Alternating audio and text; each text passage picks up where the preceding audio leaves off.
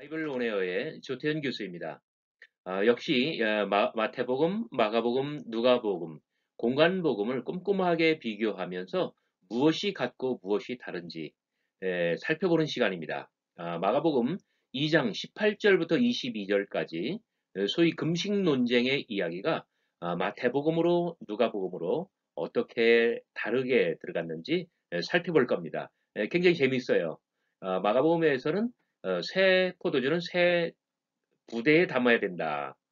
굉장히 아주 새로움을 강조했는데 마태복음은 그렇게 해야 새 것과 낡은 것, 새 것과 옛 것 둘 다 보존된다고 하고요. 누가복음에서는요 나중에요 맨 마지막에 어, 그 묵은 포도주가 더 좋다라고 이야기합니다. 완전히 반대말이 되고 있거든요. 끝까지 잘 시청해 주시면 대단히 감사하겠습니다. 우선 마가복음의 본문부터 번역의 문제를 아주 잠깐 언급하고 시작하겠습니다. 어, 그 21절에 생배 조각을 낡은 옷에 붙이는 자가 없나니 여기 붙이는이라고 번역을 했습니다만은 누가와 마태에서는 붙이는이 맞습니다.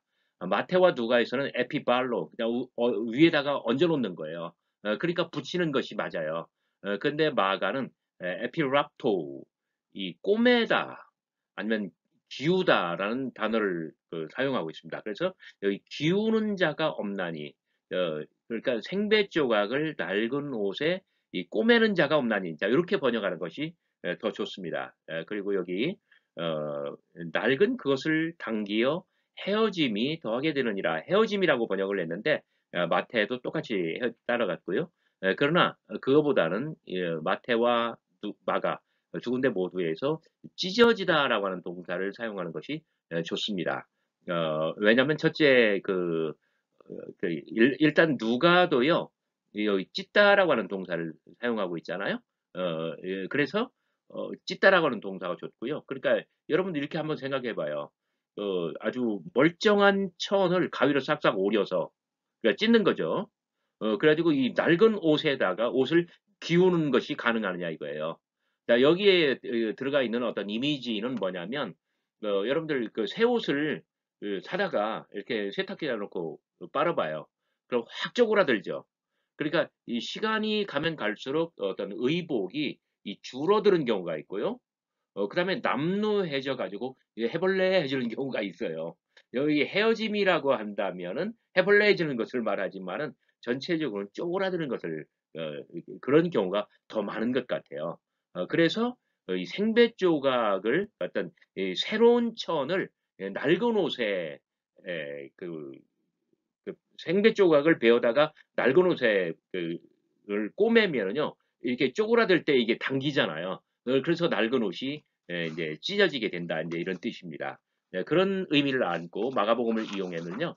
자, 마가복음은 첫째 갈릴리 논쟁의 다섯 개로 구성된 갈릴리 논쟁의 세 번째 사건으로 보도하고 있습니다. 첫 번째 것은 중풍병자를 고치신 이야기, 두 번째 것은 13절부터 세관하는 레위를 부르셔서 그의 집에서 많은 죄인들, 세리들과 함께하는 이야기. 마가의 본문에서는 제가 노란색으로 배경을 깔은 이 두 개의 말씀이 완벽하게 중심을 잡습니다. 신랑과 함께 있을 동안에는 금식할 수 없느니라. 그래요. 왜 그렇습니까? 그 예수님의 식탁 교제는 모든 부정한 자들, 환자들, 그리고 죄인들, 세리들을 초청하여 그 자리에서 용서하고 용납하고 몸을 보듬어서 강건케 하는 정상인으로 만들어주는 하나님 나라의 상징이에요. 그래서 예수는 그 하나님 나라의 신랑으로 등장하고 그렇기 때문에 금식할 수 없느니라.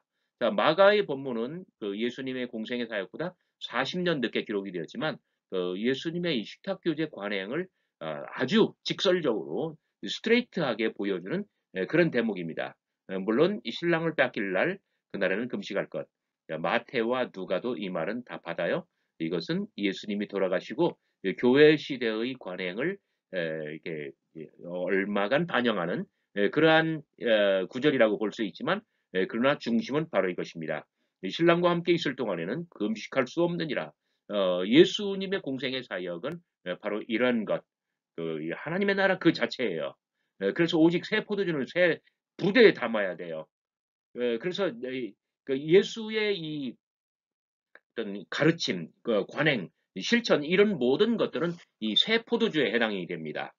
그래서 이것은 그 어떤 인간의 삶에 인류의 문명의 어떤 새로운 패러다임을 제시하고 새로운 절대 진리를 표현하는 것이에요.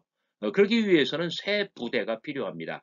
낡은 것은 필요 없습니다. 모든 것을 어떤 이거 단절하고 유대교의 어떤 그 차별적이고 그리고 억압적인 그러한 어떤 문화, 일상, 제도 이런 것들과는 완전히 단절하고 하나님의 나라 그 새 길을 열어가야 한다는 것이 마가복음의 기본적인 취지입니다. 자, 이러한 것들이 마태복음에서는 어떻게 됐을까요? 자, 그때에 마가는 이렇게 시작을 해요. 마태는 이렇게 시작해요. 마가복음에 없는 이야기잖아요. 어떻습니까? 그때라고 하면 바로 앞사건을 이야기해요. 앞사건이 뭐예요? 바로 그 레위의 집으로 가시고 죄송합니다. 마태의 집으로 가시고 마태의 식탁에 앉아 있는 동안 모든 것이 연속적으로 발생한다는 거예요. 자, 전체적으로 볼 때 마가는 앞사건, 레위의 식탁과는 완전히 다른 사건이에요.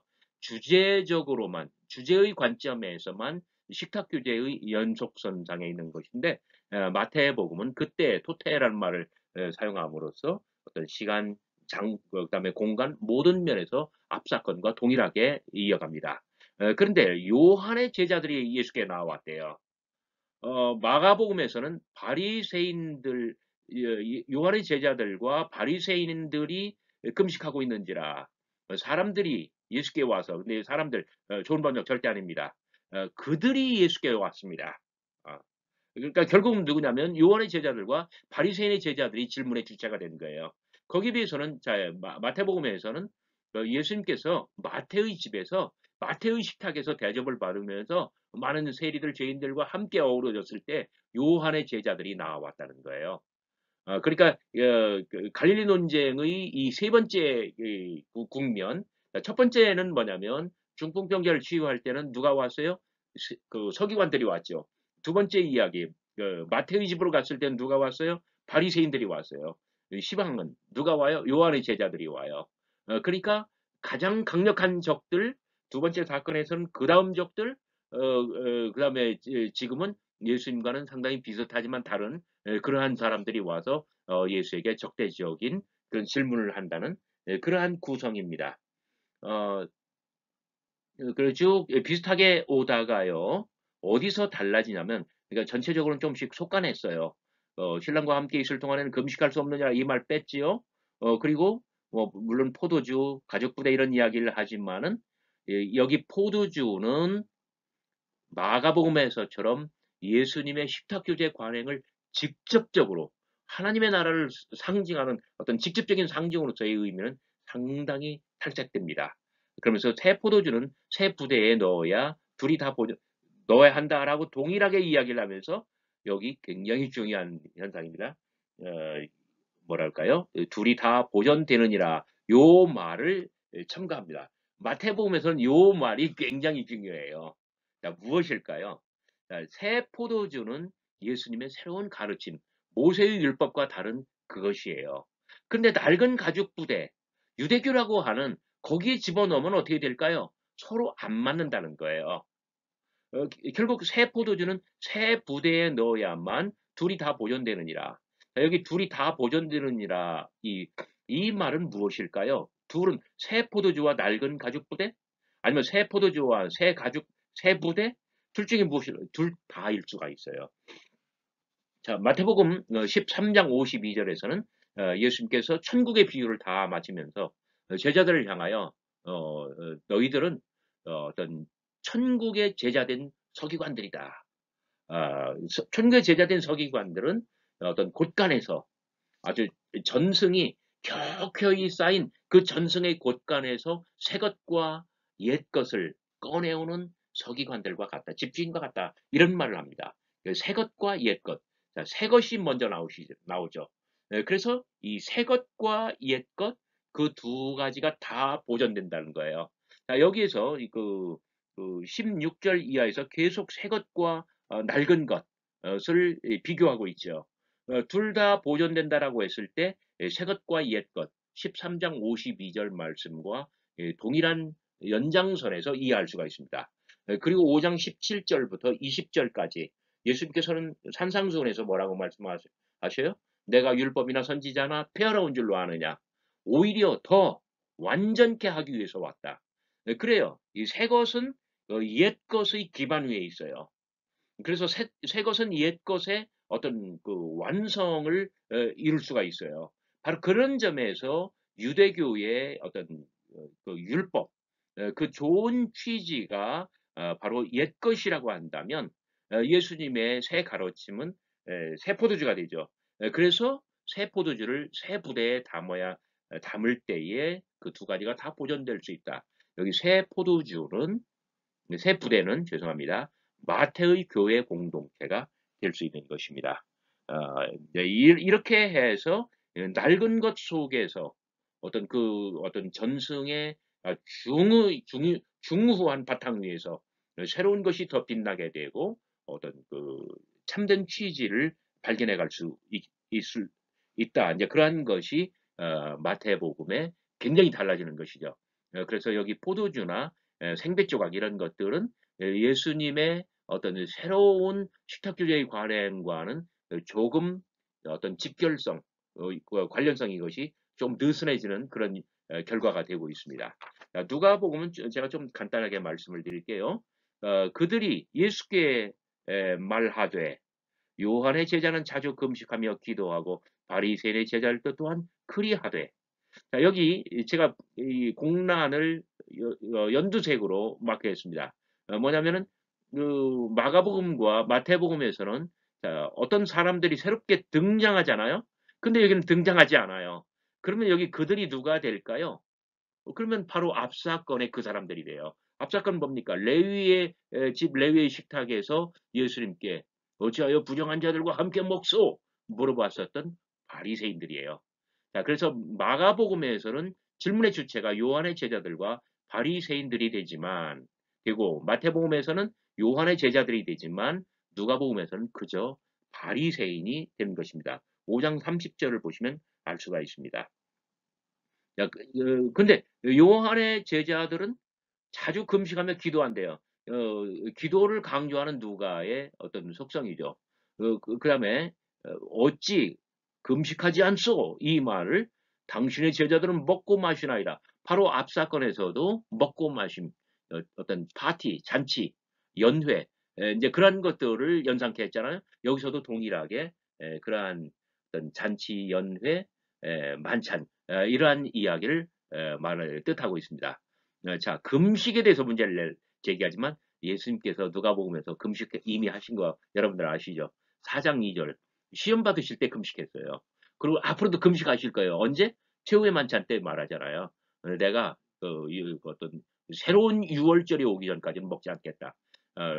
새로운 어떤 새로운 6월절에 포도나무에서 난 것을 마시기 전까지는 결코 마시지 아니하겠다.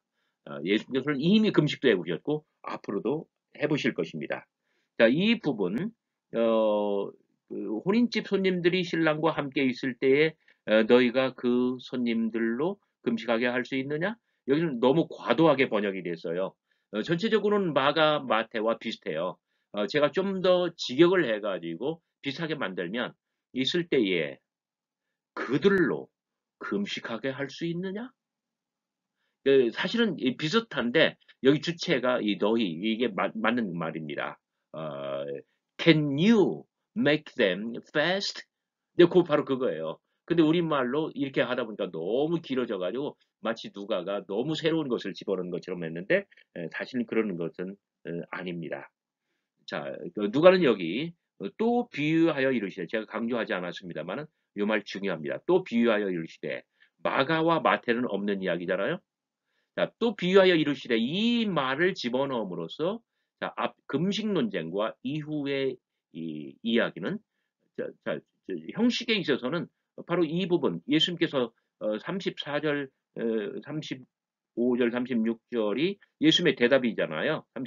34, 5절이 36절 이하도 예수님의 대답의 일환이 됩니다. 그러나 여기까지는 확연히 금식 논쟁인데 34, 5절은 36, 7절, 36, 7, 8, 9절은 어떤 금식 논쟁에서는 조금 벗어나는 이야기가 되고 말아요. 왜 그런가요? 자, 36절 보시기 바랍니다. 어, 새 옷에서 한 조각을 찢어 낡은 옷에 붙이는 자가 없나니 만일 그렇게 하면 새 옷을 찢을 뿐이요. 그러니까 이 마가와 마태의 이 이야기를 좀 더 확실하게 말한다고 해서 여기는 생배 조각, 어떤 새로운 천, 아직 막 쪼그라들거나 헤어지지 않은, 느슨해지지 않은 새로운 천 조각인데 마태는 누가는 아예 새 옷에서 한 조각을 가위로 오려다가 아니면 찢어다가 낡은 옷을 붙이는 사람이 이런 어리석은 자가 어디 있겠느냐 말이에요. 이렇게 이야기를 하다 보니까 그러니까 누가가 상당히 과장한 것이죠. 오버하고 있습니다. 자, 이렇게 하면은 새 옷을 망가뜨릴 뿐이고, 자, 마가와 마가와 마태에서는요, 결국 그 낡은 옷을 다 망가뜨리는 거예요. 새로운 천조각을 갖다가. 그런데 누가는 여기를 이렇게 과장하다 보니까 새 옷은 새 옷대로 찢어지고 베리게 되죠. 그리고 낡은 옷도 새 것과 서로 어울리지 않는다. 이렇게 여기를 과장하다 보니까 여기가 이렇게 돼버린 거예요. 그 결과는 누가복음에서만 새 옷이 찢어지는 이 참사가 발생되고 말았습니다. 누가가 말하고자 하는 것은 이렇게 새 것과 옛 것을 섞으면 새 것은 새 것대로 버리고 낡은 것은 낡은 것대로 완전히 이제 못 쓰게 된다. 이런 말을 하고 싶었던 거예요. 그러면서 새 포도주와 새 가죽 부대 이야기를 하는데 그런데다 여기에 새 포도주가 쏟아지고 마태도 물론 새 이 포도주도 쏟아지고 포도주가 쏟아지고 이 같은 말을 합니다. 왜 그럴까요? 자, 마가복음에서 이 새 포도주로 누가나 마태에서도 마찬가지입니다만 새 포도주는 여러분들 이걸 아셔야 돼요. 그냥 새롭다고 해서 좋은 것이 아니에요. 새 포도주는 아직 발효되지 않은 거예요. 더 발효되면 어떻게 돼? 이제 부풀어나잖아요. 그러니까 낡은 가죽 부대를 터뜨리게 돼요. 그러면 새 포도주가 이제 낭자하게 흐르고 그리고 다 이제 버리게 된다는 이야기예요. 이제, 이제 그런데 누가는 동일하게 새 포도주를 새 부대에 담아야 한다고 하지만 근데 굉장히 의미심장한 말을 여기다 갖다 붙이고 있어요. 묵은 포도주, 여기 묵은이라는 말은 팔라이오스, 이 낡은 또는 뭐 헌옷 뭐 이런 거하고 똑같은 이야기예요. 근데 여기는 묵은이라고 번역을 했어요. 잘한 번역이지만 직역으로 할 때는 어떻게 일관성은 깨지고 있어요. 자, 낡은 포도주, 묵은 포도주, 오래된 포도주, 숙성된 포도주 이것을 마시고 새 것을 원하는 자가 없다. 이 새 것 뭐예요? 아직 발효되지 않은 것.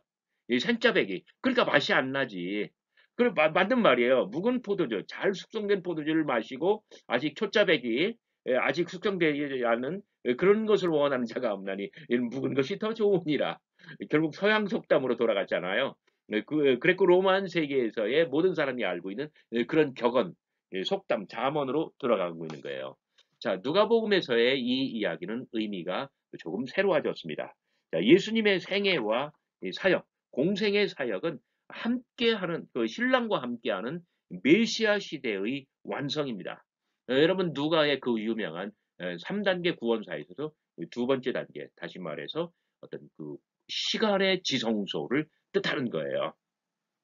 자, 바로 그런 점에서 예수님의 어떤 그 식탁주대 관행은 모든 죄인 세리들을 포용하는 어떤 그 죄인들을 찾아내고 누가복음 15장 세 가지 비유 있잖아요. 잃어버린 양, 잃어버린 드라크마, 그다음에 잃어버린 탕자. 예. 자, 모든 죄인 세리들을 포용하고 찾아내서 회복시키는 시간. 하늘의 아버지께서 기뻐하시는 그러한 시간이에요. 그렇기 때문에 새 것과 옛 것을 무분별하게 섞어놓고 혼합하는 것은 어불성설이며 경우에 닿지 않는다는 거예요. 그러면 여기 이 말은 무엇일까요? 묵은 포도주가 더 좋다. 실컷 새 것을 이야기한 다음에 무엇을 뜻할까요? 저는 두 가지로 해석이 가능하다고 봅니다. 하나는 무엇이냐면 하나는 이 그리스 로마 세계로 초대교회가 뻗어나가는 과정에서 그들의 문화에 적응하는 그러한 것이 한 가지입니다. 또 다른 한 가지는 무엇이냐면 앞의 이야기와 조금 톤, 논조를 바꾸어서 예수의 새로운 가르침, 예수님께서 보여주시는 이러한 모든 실천과 관행, 이러한 것들은 새 포도주인데 이것을 충분히 발효시키고 묵히고 뜸을 들여서 숙성을 시켜서 정말 온 세계 땅끝까지 모든 사람들이 받아들일 수 있는 그러한 어떤 가르침으로 교회가 보존하고 발전시켜야 된다는 점입니다. 여러분들 재미있게 보셨나요? 끝까지 시청해 주셔서 대단히 감사합니다. 안녕히 계십시오.